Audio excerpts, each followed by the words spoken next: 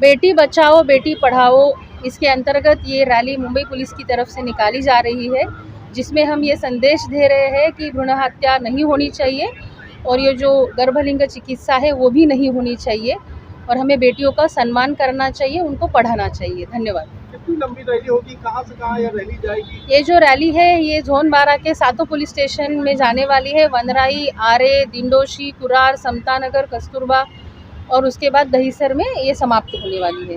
प्रधान संस्कृति में आज भी 2025 में भी ये बोलना पड़ रहा है कि बेटी बचाओ और बेटी पढ़ाओ, ये सोचने की बात है। जबकि महात्मा फुले, सावित्रीबाई फुले ने कभी ये बोला था कि उनको पढ़ाना चाहिए, और आज भी यही पुलिस की बच्चियों को, पुलिस लड़कियों को, बेटियों को ये बोलने की नौबत आई है।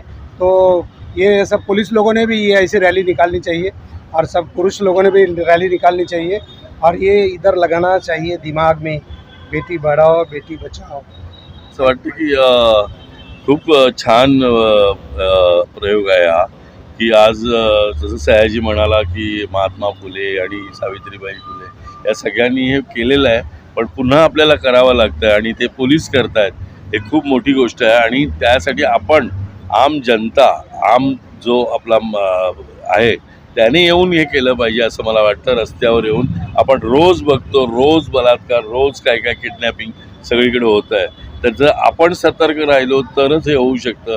आपण जर एखादी गोष्ट तिथे बघतोय आणि आपण न देखल्या निघून जाणं हे चुकीचं आहे।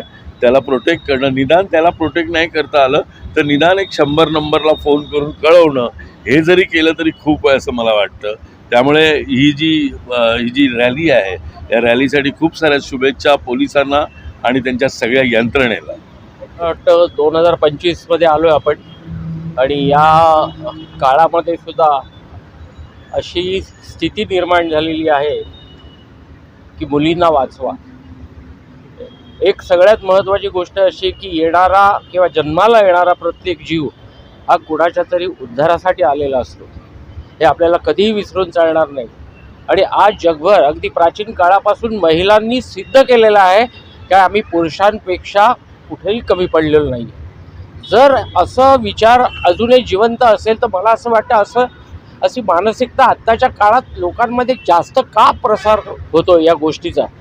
मला असं वाटतं की जगात राहणाऱ्या प्रत्येक माणसानं खरं स्वतःकडे बघितलं पाहिजे, आतमध्ये बघितलं पाहिजे आणि आपल्या मनाला आपणच उत्तर दिलं पाहिजे। हे जेव्हा होईल ना तेव्हाच अशा गोष्टी परत परत घडणार नाही। आज माता भगिनींच्या नात्याने आपल्याला किती श्रेष्ठ आहेत त्या, हे त्यांनी वेळोवेळी सिद्ध केलेलं आहे, आपणही ते मान्य केलेलं आहे। पण कसं आहे, जिथे जिथे चांगलं भरपूर असतं तिथं थोडं थोडं वाईट पण असतंच। तर ती ही वाईट मानसिकता आहे, वाईट विकृती आहे, ही नष्ट करा आणि ती आपल्याला स्वतःलाच करायची आहे, तरच मुली टिकतील असं मला वाटतं।